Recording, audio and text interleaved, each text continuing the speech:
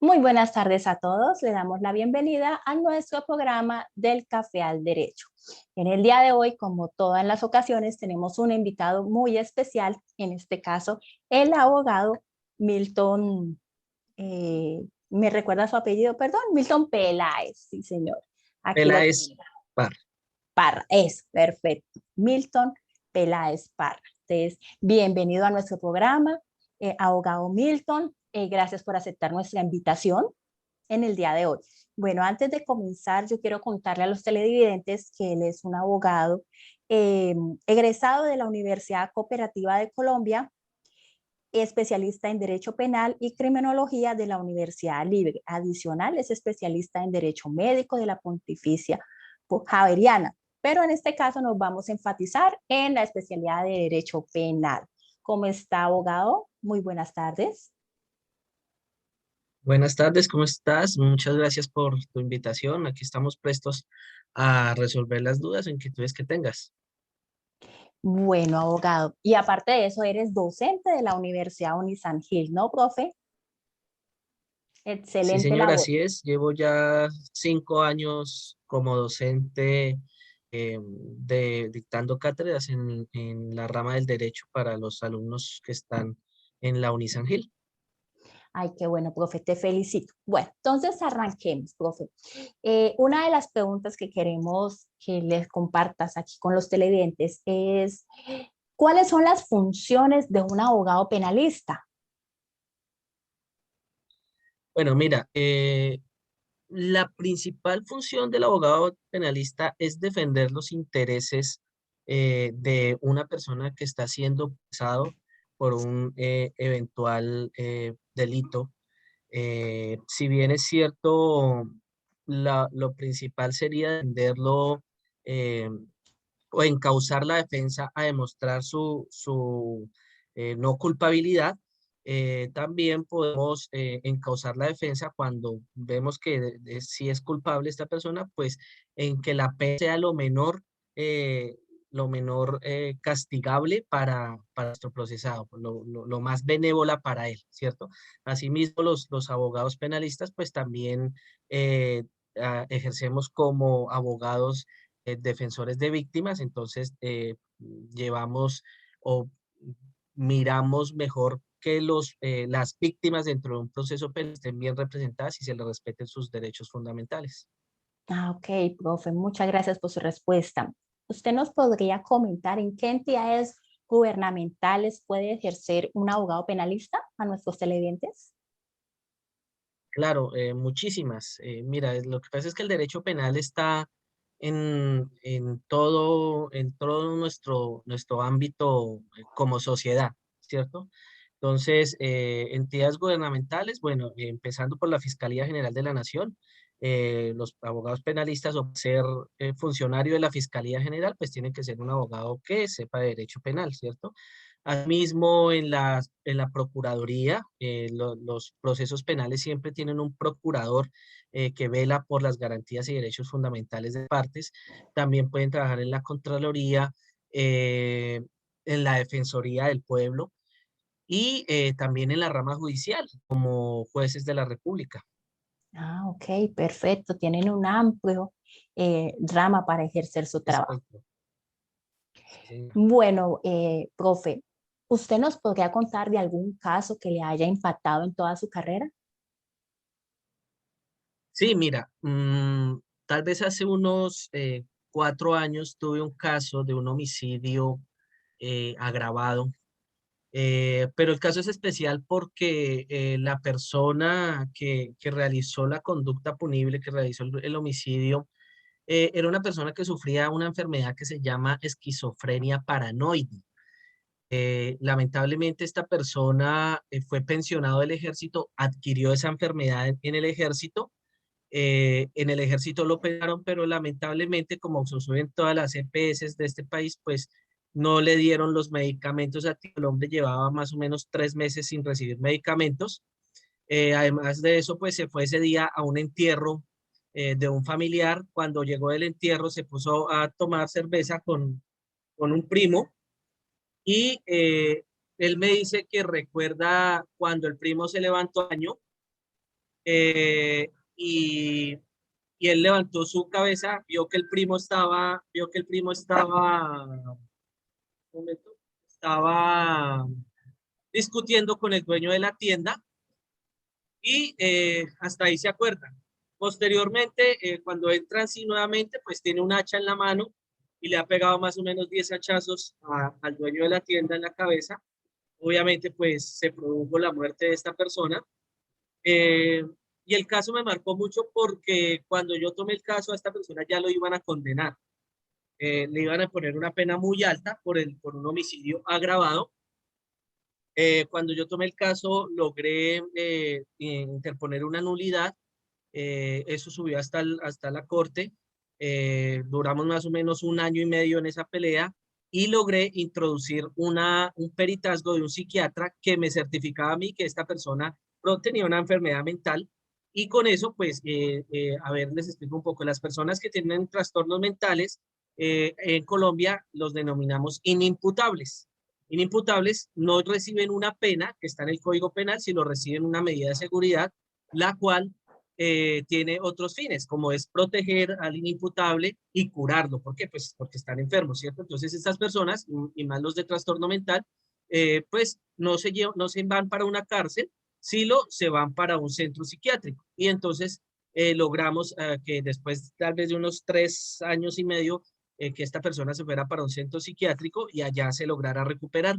La recuperación de esta persona también me llamó mucho la atención porque no fue una recuperación médica, es decir, a base de medicamentos. Si esta persona cambió de religión, se volvió una religión, bueno, cristiana, si no estoy mal, y dejó de consumir medicamentos, pero también dejó de tener sus reacciones psíquicas propias de la esquizofrenia. Entonces es donde uno se pregunta, bueno, ¿hasta dónde la ciencia le ayuda a una persona de estas y hasta dónde la religión también ayuda a una persona de estas para que reencauce su camino y vuelva a ser una persona de bien? Entonces, ese fue un caso que me marcó mucho en mi carrera. O sea que podemos decir que, como el dicho, la fe mueve montañas, la fe que él tenía logró hacer su curación mental. Sí, sí, de hecho es una persona de bien ahora, dicta clases y también es pastor de la iglesia, de la iglesia que él lleva. Impactante ese caso, profe, saber de que la fe fue más fuerte que los mismos medicamentos y que la ciencia para lograr su estar sano mentalmente, que es algo muy difícil. Pero bueno, me alegra mucho ese Ujú. caso. Bueno, en ese caso, nosotros, pues se conoce que hay unos principios que se le deben valer al que hace la conducta punible. Entonces yo te voy a leer algunos y usted, como su abogado, me vas a decir, vas a escoger 6 de ellos y me vas a decir cómo se le garantizaron a esa persona esos principios, ¿vale? Por ejemplo, el de dignidad humana, el de igualdad ante la ley, el de proporcionalidad, el de razonabilidad. Usted me va a decir cuál de esos vas a escoger y lo vamos a explicar, cómo se le garantizaron al que estaba en discusión. Necesidad de intervención, principio de acto, lesividad y culpabilidad. ¿Cuál de esos vamos a empezar? Bueno, mira, obviamente en este caso se respetó el principio de la dignidad humana, toda vez que, pues como te decía, a esta persona ya llevaba más o menos 2 años privado de la libertad, no lo habían remitido a un centro psiquiátrico donde dice la ley, ordena la ley que debe estar una persona que tiene estos problemas mentales, y obviamente pues al lograr que un juez lo declarara inimputable por un trastorno mental, y lo trasladar a un centro psiquiátrico donde iba a estar mucho mejor, donde iba a tener eh, eh, las condiciones dignas y las condiciones necesarias para una persona que necesita estos tratamientos, obviamente pues ahí ya se les respetó el principio que es para mí y para todos los penalistas el principio máximo del derecho penal. Por algo está en el artículo primero y el artículo primero del Código Penal y el artículo primero del Código de Procedimiento Penal, porque para nosotros lo primero es el respeto por la dignidad humana, ¿cierto? Por eso es el número 1, decimos nosotros. El principio de igualdad ante la ley, obviamente, y el principio de proporcionalidad también, teniendo en cuenta que si no se hubiera podido actuar a tiempo, esta persona aún estaría privado de la libertad en una cárcel y no estaría recibiendo el tratamiento que debería recibir una persona con trastorno mental. El principio de igualdad ante la ley de proporcionalidad, asimismo el principio de razonabilidad, nos señala que no es solamente la proporcionalidad ante la pena, sino ante la medida de seguridad. La medida de seguridad, repito, es aquella en la cual se cobija a la persona para protegerla, y la medida de seguridad se le brinda a una persona, a un inimputable, como una persona que tiene trastorno mental. Las personas que no tienen trastorno mental y que realizan una conducta punible, la realizan con conciencia y voluntad y por ende tienen que pagar en una cárcel, ¿cierto? O bueno, en la mayoría de penas, pero las personas que tienen un trastorno mental no realizan esa conducta con conciencia y con voluntad. Por ende, no van para una cárcel, sino van para un centro psiquiátrico donde debería ser rehabilita, ¿cierto? ¿Qué te diría yo también? El principio de lesividad. El principio de lesividad nos señala que una vez la conducta es típica, se debe verificar que sea antijurídica. La antijuricidad va de la mano con la lesividad. La lesividad es poner en riesgo efectivamente el derecho que está protegiendo la norma, el bien jurídico tutelado, llamamos nosotros, ¿cierto? Y ver efectivamente el riesgo sin justa causa, ¿cierto? Entonces, podemos encontrar que cuando decimos ese sin justa causa, precisamente cuando se realiza una conducta en estado de inimputabilidad, de legítima defensa, por error, por mayor, caso fortuito, ahí hay justas causas las cuales podemos encausar y diríamos que está encausado el principio de lesividad, que es precisamente poner en riesgo efectivamente el bien jurídico tutelado. Y obviamente el principio de culpabilidad.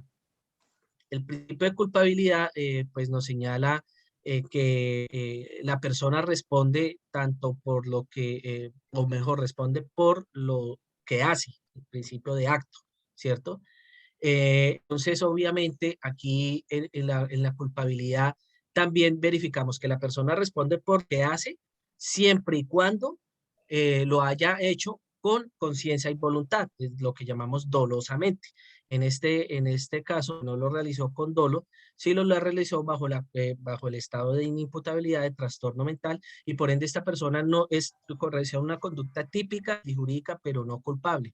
Por ende, se desvirtúa la culpabilidad y simplemente no se lleva, repito, no se da la pena, sino una medida de seguridad. Esos principios son los principales que actuaron en el caso que te comenté. Muy interesante, profe. Demasiado interesante saber cómo se puede hacer una acción sin necesidad de estar consciente y pues que eso percute en los resultados del caso. Bueno, para el abogado, yo en este momento le doy las gracias por participar, por sacar su tiempo y ingresar a nuestra entrevista del día de hoy. Y cualquier cosa estamos atentos. A todos mis televidentes les doy las gracias por conectarse y estaremos pendientes en otras entrevistas. Chao.